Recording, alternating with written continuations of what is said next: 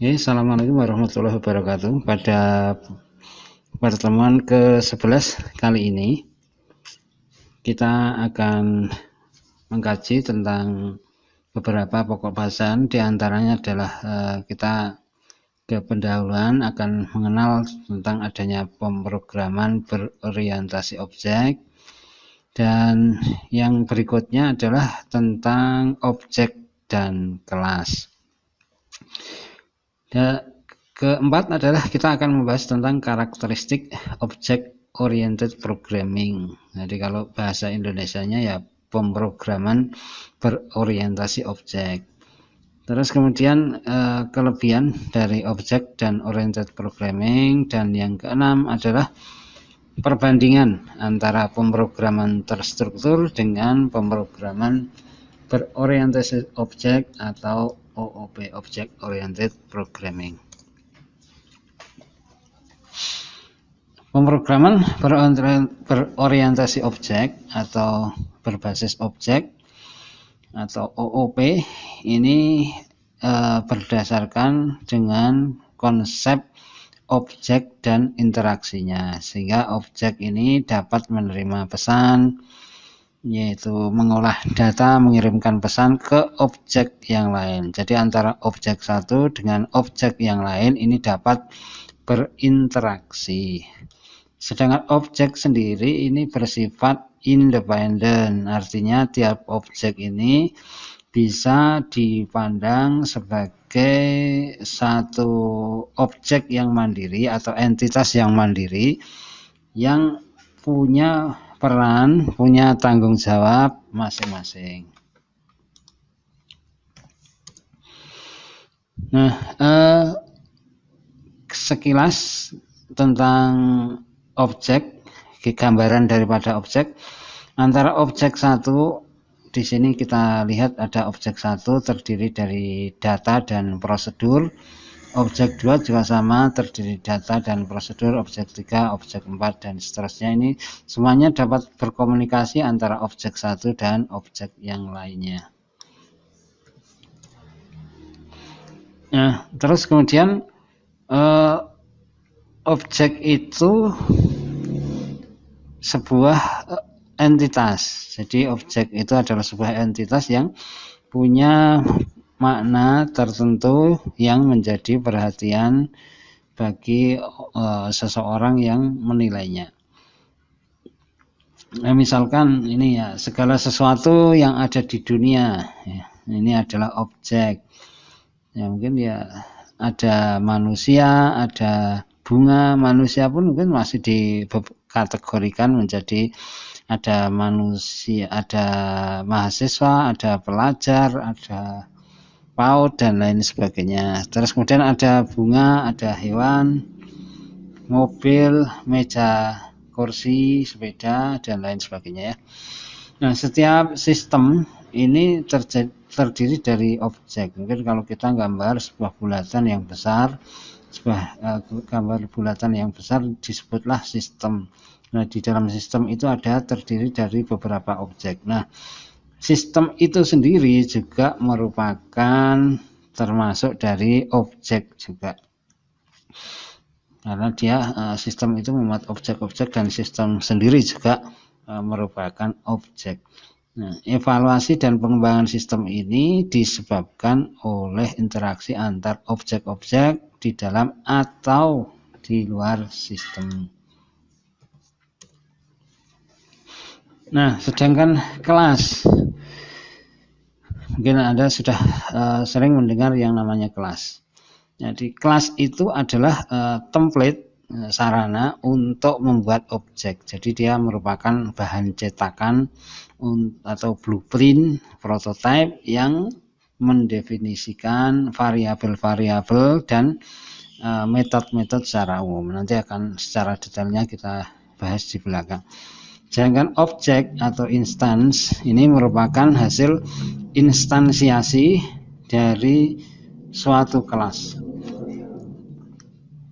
Jadi proses pembentukan objek ini dari suatu kelas yang disebut dengan instantiation. Jadi ada template di sana, yaitu berupa kelas, terus kemudian akan berwujud menjadi sebuah objek.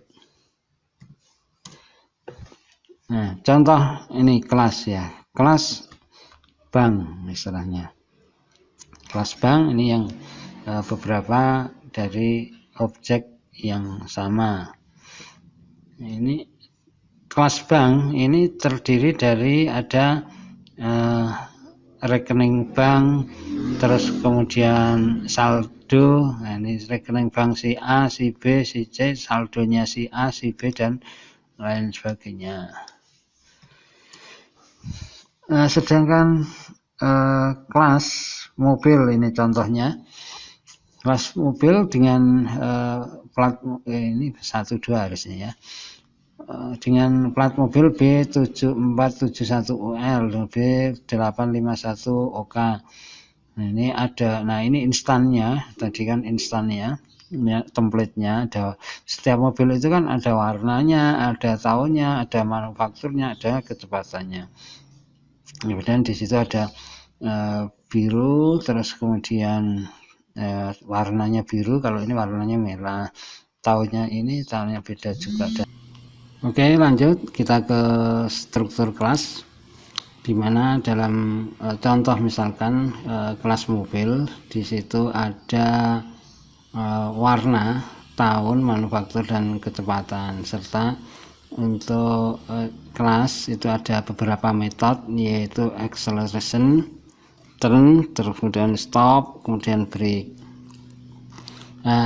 Sedangkan di objek mobil itu sendiri, itu misalkan kalau warna ya warnanya biru misalkan yang mobil ini, terus kemudian tahunnya 2009, manufakturnya Toyota, kecepatannya sekian, dan seterusnya ya.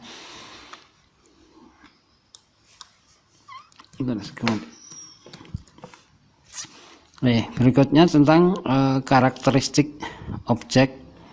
Ini atribut, misalkan warna, tahun, produksi, manufaktur, dan kecepatan. Sedangkan tingkah laku atau behavior itu ada acceleration, turn atau direction, kemudian stop, brake, dan lain sebagainya. Nah, identitas itu ada plat nomornya, yaitu B7471UL. Nah, atribut itu sendiri adalah data yang membedakan antara objek satu dengan objek yang lain.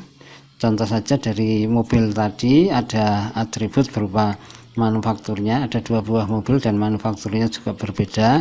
Kemudian ada modelnya, warnanya, terus kemudian bisa saja jumlah pintunya berbeda, ukuran mesinnya, dan lain sebagainya. Nah, dalam kelas atribut itu disebut sebagai variabel.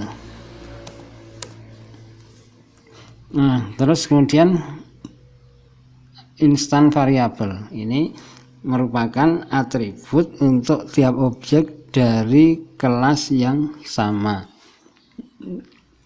Tiap objek ini mempunyai dan menyimpan nilai atributnya sendiri. Jadi tiap objek dari kelas yang sama boleh mempunyai nilai yang sama atau berbeda.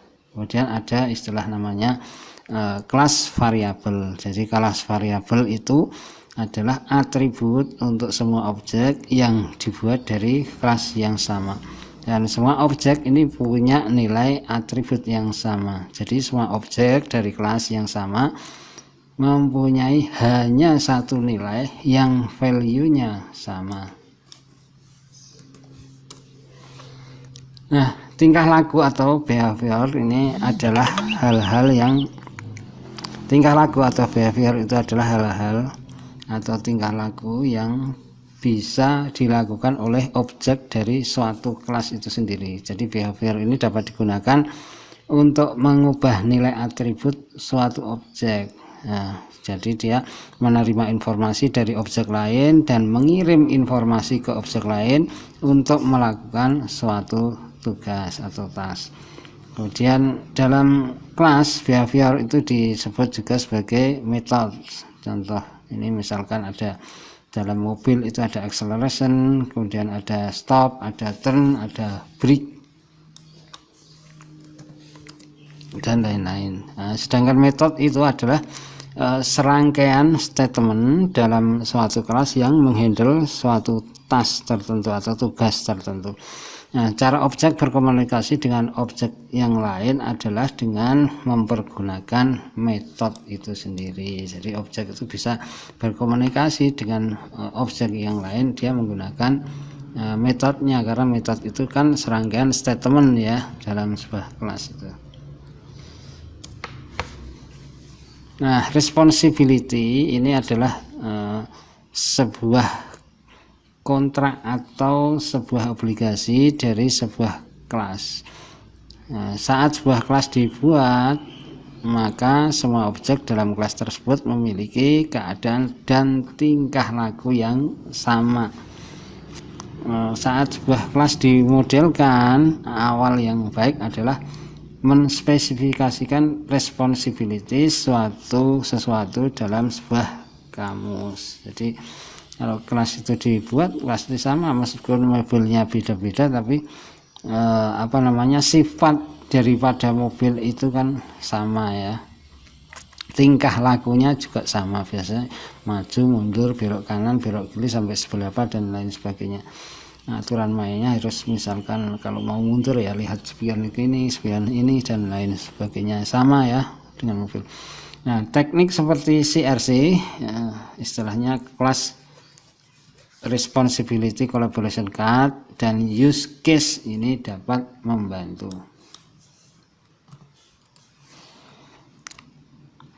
Konstruktor ini adalah proses instansiasi objek dari kelas ini yang mana dilakukan pada operasi khusus atau sekumpulan instruksi.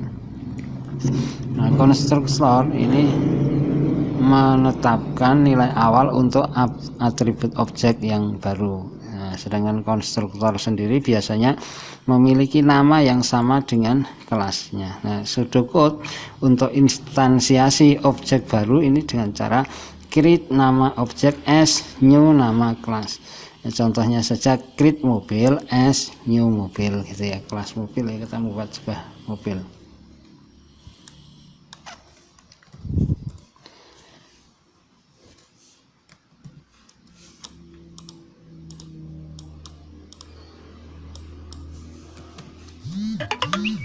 Nah, berikutnya kata new ini menunjukkan pembuatan objek baru. Nah, nama kelas itu sendiri diawali dengan huruf besar, misalkan mobil, siswa, pendaftaran dan lain sebagainya. Nah, nama objek diawali dengan huruf kecil. Contohnya ini kalau mobil ya mobil, siswa, pendaftaran dan lain sebagainya. Jadi beda ya antara kelas dan objek, untuk membedakan saja, sebenarnya dibuat aturan-aturan yang semacam itu. Nah, konstruktor ini memungkinkan memiliki parameter yang menginisialisasi atribut dengan nilai spesifik. Contohnya create mobil as new car, Ford Falcon, terus kemudian 4 306 biru dan 0. Ini tentunya Ford ini jenisnya dan lain sebagainya ya, manufakturnya, terus kemudian urutannya tadi ya.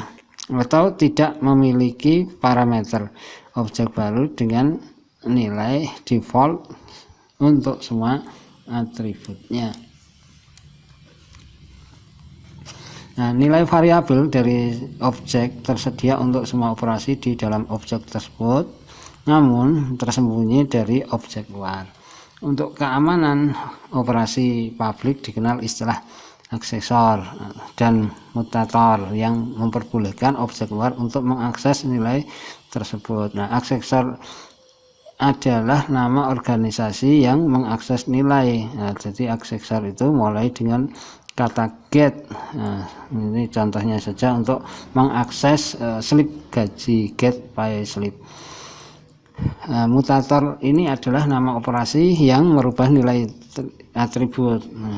Operasi mutator ini memungkinkan objek eksternal untuk mengubah nilai yang tersimpan dalam atribut. Jadi nama mutator itu diawali dengan kata set. Ini contohnya kata set pay rate ini untuk mengeset rata-rata dari pembayaran itu sendiri. Nah, visibility ini adalah sebuah kemampuan di mana suatu objek ini bisa melihat atau berhubungan dengan objek yang lain. Nah, atribut dan metode ini dapat memiliki salah satu sifat visibility, antaranya ada privat, ini istilahnya simbolnya min. Ini yang mana private ini tidak dapat dipanggil dari luar kelas yang bersangkutan karena dia bersifat private. Atau yang kedua ada protected, ini tanda sub, hanya dapat dipanggil oleh kelas yang bersangkutan dan anak-anak yang mewarisinya atau istilahnya inheritance tadi ya. Atau kemudian ada public atau plus, ini simbolnya, ini dapat dipanggil oleh siapa saja karena meskipun tidak berada di dalam kelasnya, dari luar kelas juga masih bisa karena dia public sifatnya. Nah, objek-objek ini bekerja sama dengan mengirimkan pesan dari satu objek ke objek yang lainnya.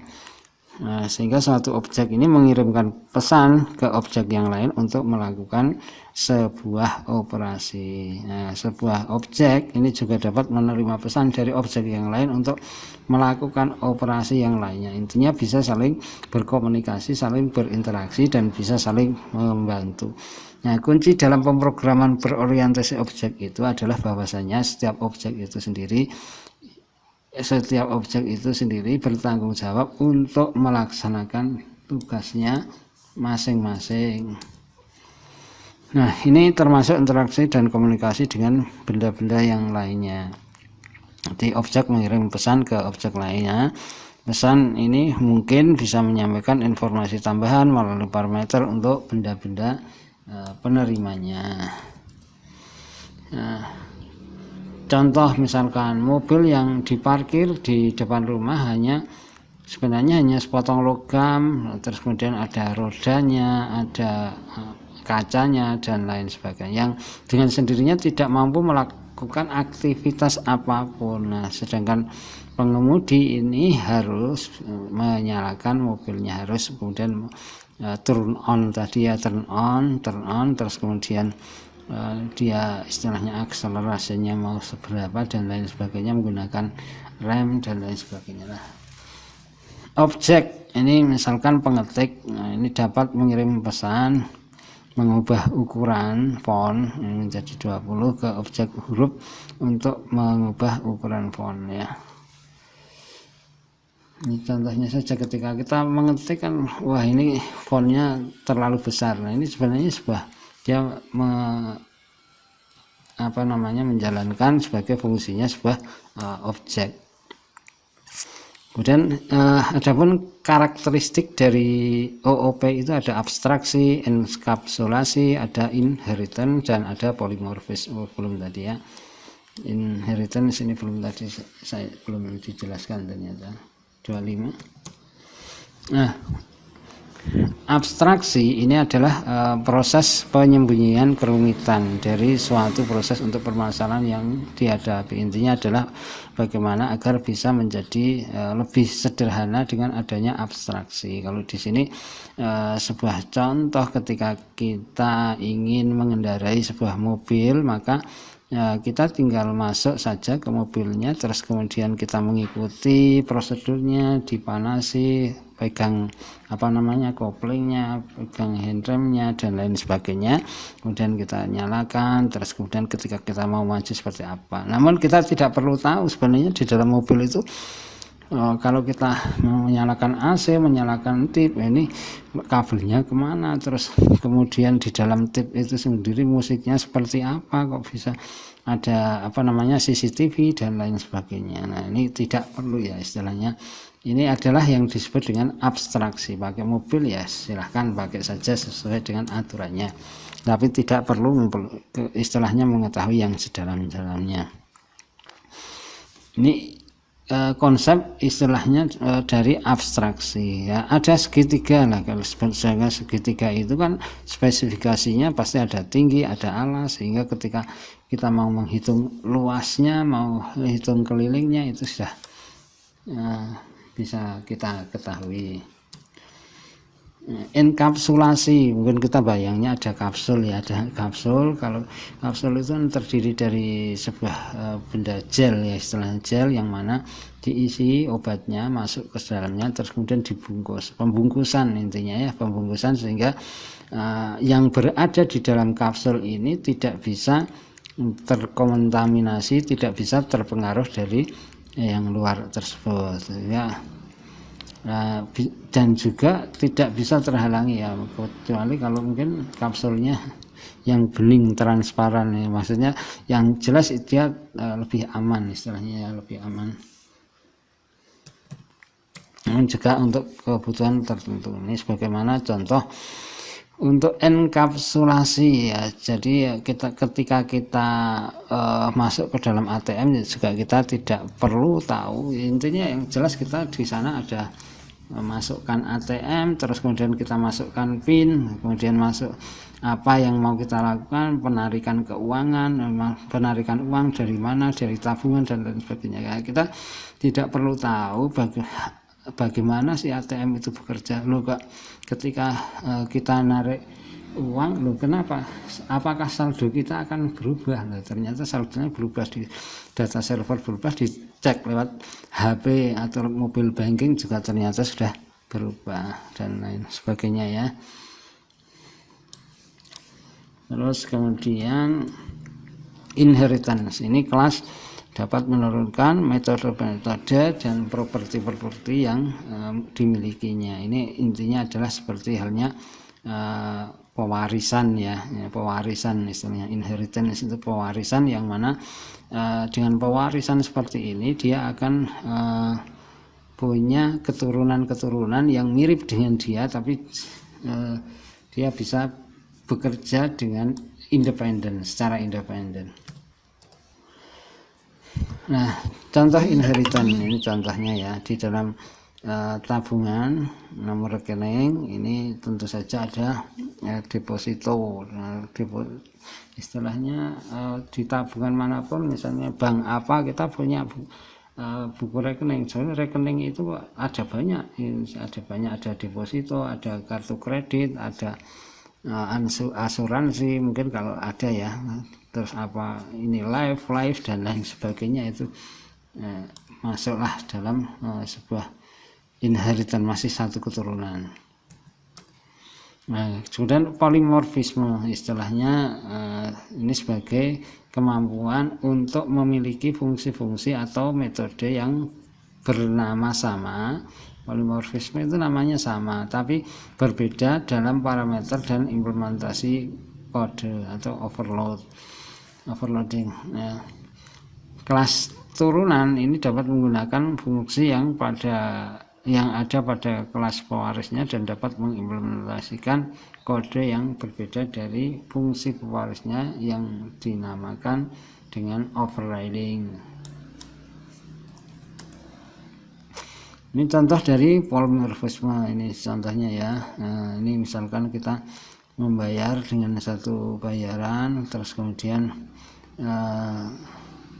total pay ini untuk bisa mendapatkan total gaji kita itu bagaimana. Di sini ada rekap gaji bulanan, terus kemudian ada penjumlahan, ini mungkin daftar hadir, mungkin kita hadirnya atau full time ataukah part time atau temporary time. Ini ada rumusnya sendiri-sendiri ya.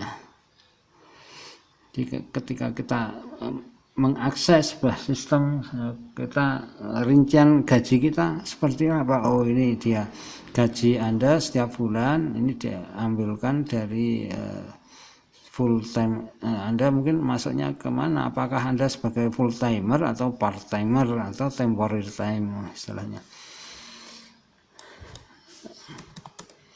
Terus kemudian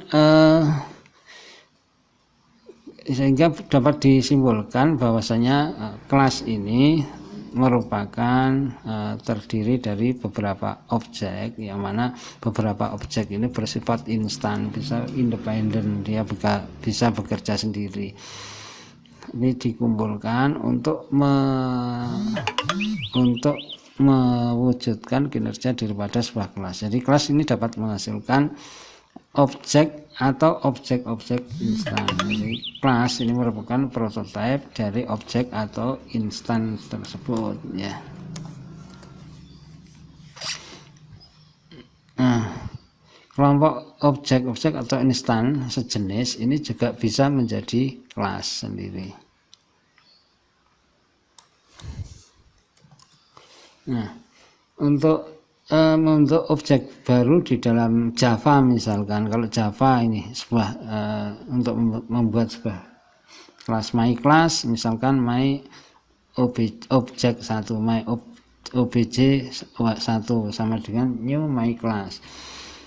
Atau PHP ini, kalau dengan PHP ini menggunakan istilahnya dolar, terus kemudian my object 1 simbol variabel dia ya, di dalam variabel sama dengan new my class. Sama kalau C++ my class my object, ini sayangnya yang Python ini tidak ditambahkan di sini ya. My object 1 adalah objek atau instan yang baru. Nah, kelas name, kemudian ada kelas atribut, ada kelas metode.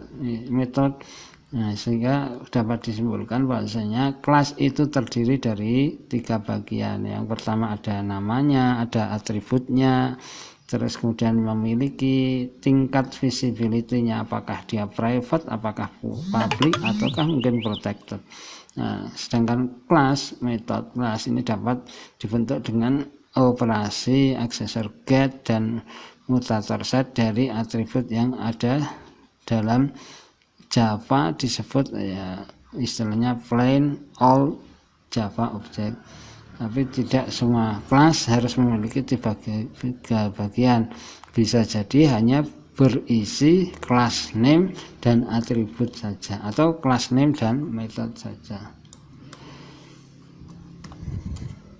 Nah, adapun tahapan perancangan program berorientasi objek ada identifikasi, kelas, atribut, responsibility, dan operasi. Kemudian juga menentukan hubungan antar objek dan kelas. Dan yang ketiga ada perancangan algoritma untuk operasi menggunakan desain struktur. Dan yang keempat adalah untuk mengembangkan tes algoritma.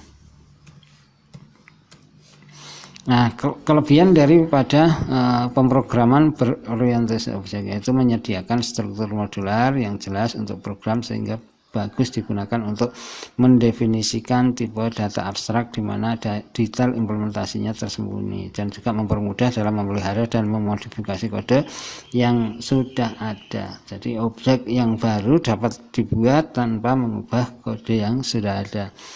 Menyediakan framework untuk library kode di mana komponen software yang tersedia dapat dengan mudah diadaptasi dan dimodifikasi oleh programmer. Hal ini sangat berguna untuk mengembangkan graphic user interface. Risiko kesalahan tentu saja ada, namun relatif sangat kecil. Lebih sedikit mengetik, sintaks juga tidak perlu dihafalkan karena semuanya sudah disediakan. Waktu debugging lebih singkat karena setiap objek tidak perlu didebug setiap kali penggunaan. Nah, sekarang perbandingan antara pemrograman terstruktur dengan pemrograman berorientasi objek. Ya, pemrograman terstruktur ini lebih menekankan pada urutan yang harus dikerjakan, algoritma pemecahan masalah. Sedangkan pemrograman berorientasi objek ini pendekatan lebih pada data, bukannya pada fungsi atau prosedur. Nah, sedangkan ini program-program berukuran besar dipecah menjadi program modular yang lebih kecil. Tapi kalau PBO ini pemrograman besar dibagi ke dalam objek-objek struktur dan dirancang dan menjadi karakteristik dari objek-objek, dan sehingga yang C kebanyakan fungsi prosedur berbagi data global. Nah, sedangkan fungsi-fungsi yang mengoperasikan data tergabung dalam suatu objek yang sama. Kemudian selanjutnya data bergerak secara bebas dalam sistem dari satu fungsi ke fungsi yang lain saling terkait.